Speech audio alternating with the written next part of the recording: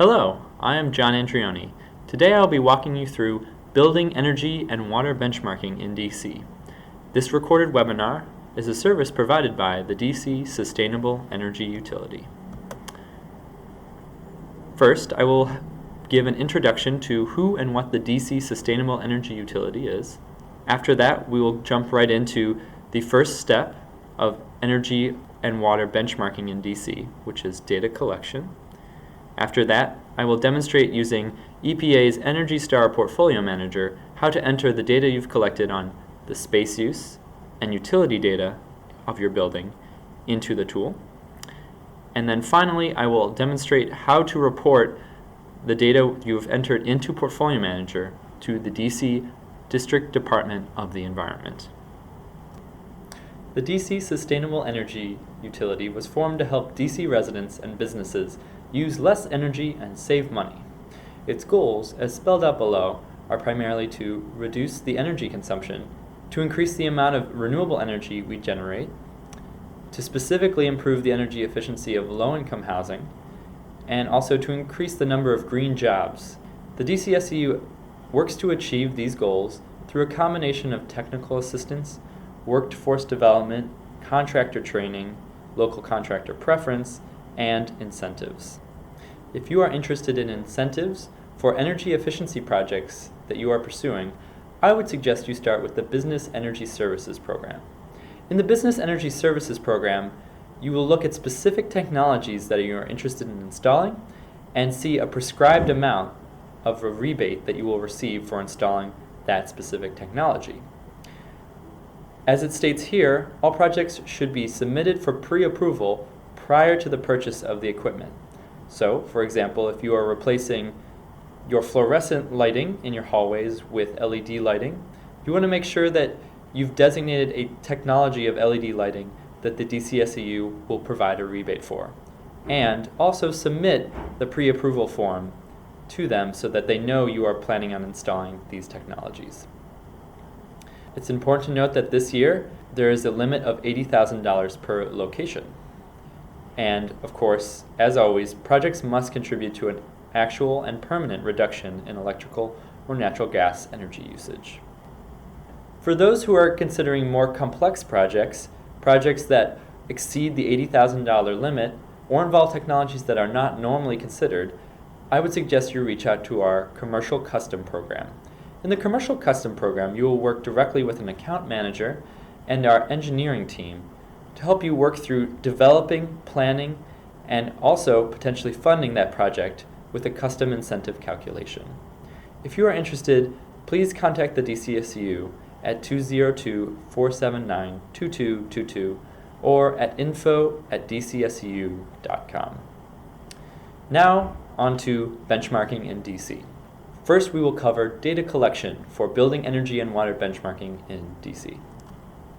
Before you are even collecting data, it is important to know if you are covered by the benchmarking law, and if so, what your district real property ID is. The way you can do this is by visiting the DDOE webpage that has the covered building list. As you can see in the link in front of me, which I will be clicking, this is where you would go to find the list of buildings that are required to report. You will want to download the most up-to-date report, which is the 2015 covered building list for reporting of 2014 data. Once you've clicked on that, you will then want to download either a PDF or Excel of the list itself. Once you've done that, you will get 2 pages of explanatory text explaining what the covered building list is and what it's referring to in terms of the law. And then once you go past that, the list itself begins. On the very left column, you'll see the District Real Property Unique ID. This is an important ID because this is how the District Department of the Environment will identify if your building has complied or not. You can search this list by address or by owner to find your properties and determine if you are covered. If your properties are not on here, and yet you have an understanding that your gross building area is above 50,000 square feet, I would contact the District Department of the Environment to clear up the discrepancy. In addition, if you notice when you find your building on that list that your square footage, your own records of square footage, differs from that is listed, we would suggest you use your own records of total building square footage. All right. Once you've determined whether or not you are covered, you will move to step 1, which is collecting space use information. I have an example office building here, and on the right of that building is the space use fields that you are required to collect for offices. And these are gross floor area, the number of PCs, workers on main shift, the weekly operating hours, and the percent of gross floor area that is air conditioned and heating. I have also added the DC Real Property ID just to further drive home the point that that is an important ID number to have. A few notes about space use information for offices. Number of PCs applies specifically to desktop PCs, and weekly operating hours applies specifically to those business hours when the property is most used. I have another example, this time a multifamily building, and as you can see, the space use fields that are required for multifamily buildings differ slightly from those from offices. They also have changed, if you have been benchmarking before, from last year, and this is because multifamily buildings are now allowed to get a 1 to 100 Energy Star score. As you can see to the right, we'll be collecting total number of living units, the total number of living units and whether they are in a low-rise, mid-rise, or high-rise building, the number of bedrooms, the resident population type, whether the property is government subsidized or not, the percentage of gross floor area that is heated, and I've added metering configuration. And this is to say, this year, multifamily properties are required to report whole building data, and so you want to make sure that you've designated that you are reporting whole building data in your report. Again, DC Real Property ID is highlighted because that is important for all buildings who are reporting. Once we've collected our space use data, we will move on to step 2, which is collecting utility data. The first question, of course, is what is needed to benchmark? And I would say at least 12 months of consecutive consumption data for each energy and water type is required. Though, since the DC government is looking for the calendar year, the period from January 1st to December 31st, this may require more than 12 months of consecutive bills. We are also looking for all energy and water uses within the property. So electricity and water are of course required. If natural gas is used, that is required. But also ancillary fuel types such as fuel oils for backup generators or steam from a steam loop are also applicable if used on the property. A note about on-site renewables. If you have an installed solar panel or installed wind turbine, that can be entered separately. And also, if you buy green power, such as through Washington Gas Energy Services, you can report that as well to reduce your overall reported carbon emissions. Finally, ideally all tenant consumption data is included. For non-residential tenants, there is a form on the DC government website that you can use to request this data. Non-residential tenants are required to give data to the building owner or manager in order to benchmark. As for residential tenants, we have the option of aggregate data these days. Both PEPCO and Washington Gas are required and will provide aggregate data to building owners who need to benchmark. What they both require is the building address and a list of all the meter numbers that they will add up to a whole building number per month. In the very exciting news, PEPCO has recently released Resource Advisor, which automates this process.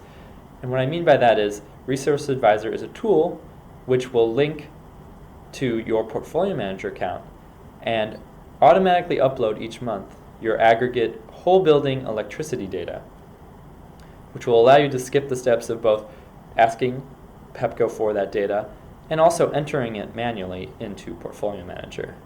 This will allow many building owners to keep their Energy Star scores up to date, even when they involve multifamily buildings.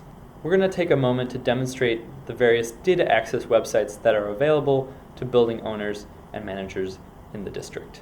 First, PEPCO and its Resource Advisor tool can be found by going to this link. As you can see, PEPCO has designed its own energy benchmarking landing page. If you scroll down, you will see a terms of use for Resource Advisor itself. If you read through and scroll down to the end, you can click the I agree checkbox and hit submit, and it will take you to the next page where it will tell you what resource advisor is specifically geared towards, and it will say if you want to sign up, you will want to please contact cast-south@pepco.com or call them at 202-872-2040. If you are looking for aggregate data from Washington Gas or the contact information for any of the utilities, you can go to this DC Government Energy Benchmarking Data Collection page and scroll down some ways until you get to the Utility Contacts section. Here in the Utility Contacts section, you can see Pepco's contact information repeated, and you can also see Washington Gas, where you can email aggregate data request to, which is aggregatedData@washgas.com, and also DC Water's contact information. Once you've collected all the data required for benchmarking in DC, the next step is to enter it into Portfolio Manager. What I'm going to do right now is a demonstration of how to enter in sample building data into Portfolio Manager for a sample multifamily building. For those who do not have an Energy Star Portfolio Manager account, I would suggest that everyone who does not have one, go to the Create a New Account. As you can see, it's a simple form that will ask for a username, password, and information about the person who is responsible for benchmarking. Once you've filled that out, an account is immediately created for you to use. Since I already have an account, I will move on to the next step.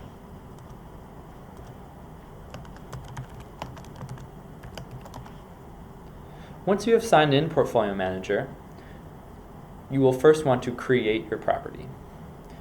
Thanks to the update to Portfolio Manager in July 2013, this process has been made even easier. The first step is to click the blue Add a Property button. Once you have done that, you will go to the first page in creating a property. The first question that Energy Star Portfolio Manager will ask is, what type of building do you have? For our purposes, we will be using multifamily housing. It is important to note when they say, what is your property's primary function, they're asking, what does the majority of gross floor area of your building used for? The next question it will ask is, how many physical buildings does your property consist of? In this case, we will say 1. And then in the next step, you would click an existing building. Since I'm creating a sample building, I will specifically click Test Property, as yours is an actual property. In the next page, you will be asked information about your building. I will call my building a sample multifamily building.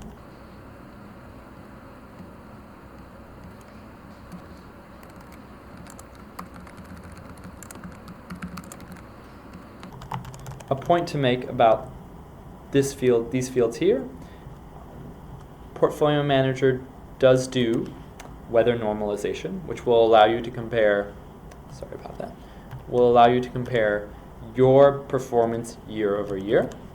And it does that by using the postal code or zip code. In this box right here, it's asking for the total square footage of the entire property. So if you have multiple spaces, you want to make sure that this is the total of all those spaces. As you can see, it also asks a number of add-on questions about your building that are normally associated with multifamily properties. For example, do you have parking areas that are not separately metered? In this case, I will say yes. Do you have something like a heated swimming pool, included retail stores or restaurants, or assisted care units? If those apply to your property, you will make sure you want to check them. In this case, we'll just include a parking area. The next page is asking for the space use information that we talked about before.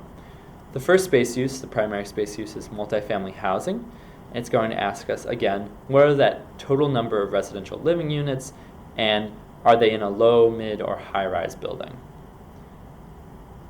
I'm going to use defaults since this is a test property, but you will want to make sure that you enter the actual number for your property.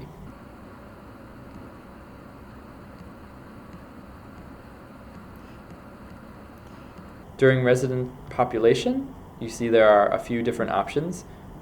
I will choose no specific resident population, though if any of the others apply to you, make sure you choose those. Government subsidized housing, I will say it is not. I will say that all of it is heated and all of it is cooled. I will skip the number of laundry hookups in both common and all units, since those fields are not required for reporting to the DC government. And then in the parking use, we have spaces for open, partially enclosed, and completely enclosed parking garage size. Open parking lot, we can either see the definition here by hovering over the blue description, or know that open parking lot is a uncovered parking lot, a ground level parking lot, or the top of a parking garage. Partially enclosed has both a ceiling and floor to it, but has no walls around it, so you could still see outside while parking in it, the middles of a parking garage. And completely enclosed is underground parking. In this case, we'll say this has underground parking, and we will be sure to put zeros in the fields that are not applicable. It has no supplemental heating. And then we will click Add Property.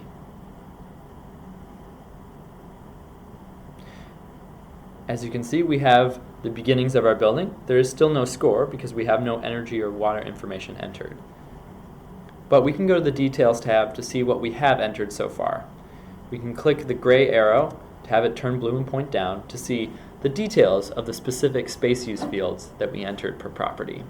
If we see a mistake, such as number of residential living units, you can say, I want to correct mistakes. Go to that specific field, type in 190, be sure to change it here as well, and then go down to the bottom and hit Save Corrections. It is also important to note, as we were mentioning before, you want to enter your district real property ID. You would go from the Details tab, scroll down to the Unique Identifiers IDs box, and hit the blue Edit button. Once you've gotten to this page, you will scroll down to Standard IDs, and you will check through this drop-down menu for the District of Columbia Real Property Unique ID. This number is usually an 8-digit number, and I will enter just a fake one for right now. Once you've done that, you will hit Save. All right. The next step after you've entered space use information for your building is to select the Meters tab. Once you've selected the Meters tab, you will want to click on the blue button that says Add Another Meter. You can add more than one meter at a time, and so in this case we will add an electric meter that is purchased from the grid, and there will be one of them. This is our one aggregate meter. We will add one natural gas meter, and we will also add one water meter, since water reporting is required for the District of Columbia. Once we have checked those boxes, we can hit Get Started. The next page is going to ask us basic information about our meters. The first question it asks is, what units are we billed in? For natural gas, I will click Therms, as that is the most common billable unit. And the next question it asks about my natural gas meter is, what is the date meter became active? Which I also interpret as, what is the date of the start of the first bill I will enter? Since we are reporting for the period of January 1st to December 31st, 2014, the date meter became active must be at least 1/1/2014. If it is any date after 1/1/2014, you will be missing data and when it's reported to the DC government. And that is because the way that the tool interprets date meter became active is it does not count any data entered before the date here. For purposes of simplifying, I will just put in 1/1/2014. Though if you enter any bills before that date, make sure it is the start date of that first bill. For electric, I will put in kilowatt hours and put in a similar date. And I will put in CCF for water and 1/1/2014. Once we've done that step, we will click Create Meters. At this step, you can enter bills if you are ready to do so. If not, you can hit Continue and move on to the metering configuration screen.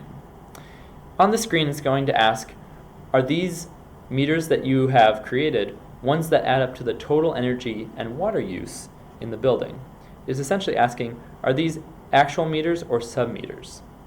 Since these are actual meters in my case, I will be sure to click these meters account for total energy and total water consumption. You will want to make sure that some meter is checked and accounts for total energy, or else when you report you will have no energy or water information included in your report. Once you've done that, you will hit Apply Selections. As you can see, we still don't have a score because we do not have any bills. In order to add bills, we will go back to the Meters tab and click the blue Manage Enter My Bills button. For natural gas, we will click Add an Entry, and I will demonstrate that this is how one can manually enter bills into Portfolio Manager. You can type in the number and then click the blue plus sign, add another entry. It will autofill the start date based on the end date of the last entry, and you can continue to do it that way. If you are entering multiple bills at a time, there is a faster way to do it, which is using the spreadsheet template. You can click this link right here to download a spreadsheet template. Once you've done so, you can fill it out, and a filled out spreadsheet will look something like this, with start date, end dates of your bills, and usage per each bill. Cost is optional and is not included in the report to the DC government. You will be required to answer whether this is an estimated or an actual bill reading. You will hit No if it is an actual bill reading. Once you've filled it out, then you will save it and choose the file from here, going to Documents, Sample Multifamily Gas, opening, and then you will hit the blue Upload button. What is nice about this process is it uploads all the fields at once, allowing you to have that full year of natural gas data. I will do the same for electric and water. As you saw, it gave me a small warning notice saying, do you want to save your data before you move on? You want to make sure you always save bills before you move off the screen, or else your hard work will not be saved, and you will have to enter it again. All right, I will do this for electricity, and be sure to save bills. And then finally, I will do this for water as well.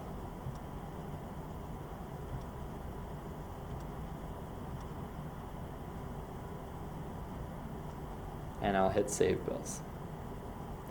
All right, once we click on the name of our property, we can see that we are doing quite well. We have a score of 100, which is the best possible. And we have entered all of our bills and space use data, and we are ready to report.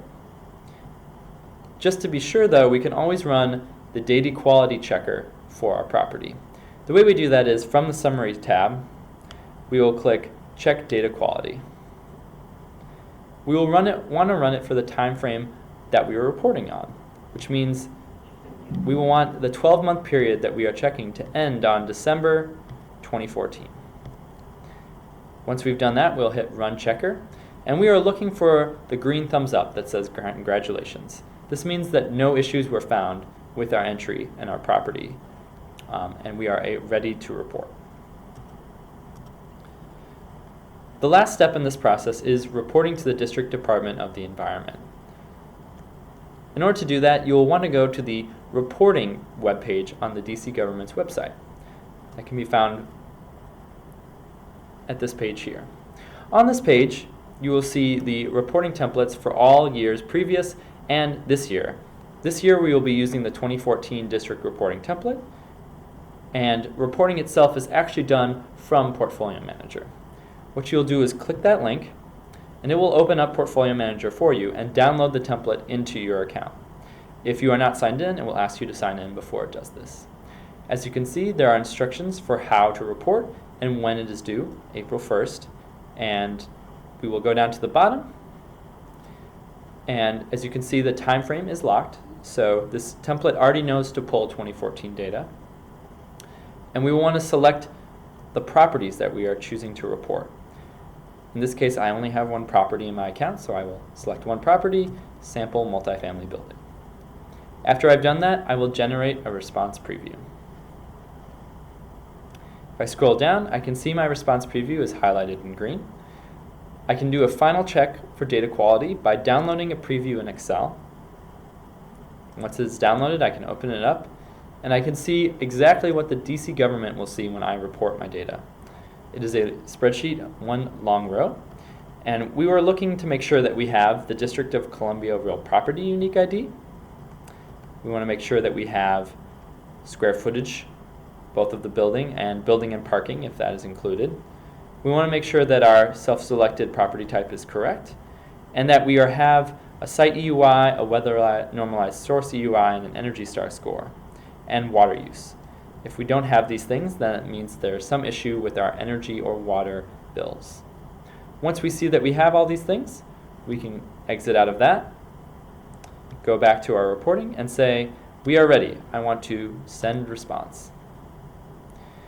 You can scroll down, and you could optionally add other email addresses that you will send a receipt of report to.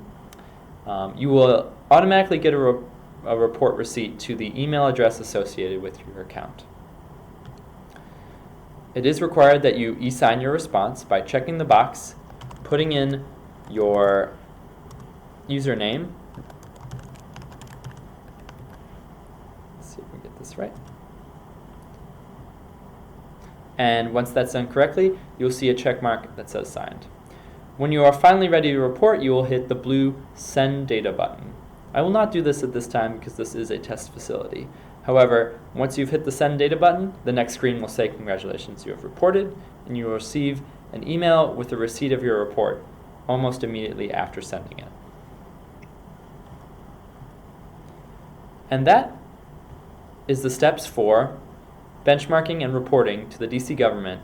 If you have any issues with benchmarking while you're going through the process, please contact the DDOE help desk at info.benchmark@dc.gov or by calling 202-671-3300. And if you notice after you benchmark that you would like to improve your score, please look into applying for pre-approval for incentives at www.dcseu.com or call a member of our team at 202-479-2222. Thank you very much for participating in this recorded webinar, and good luck with benchmarking.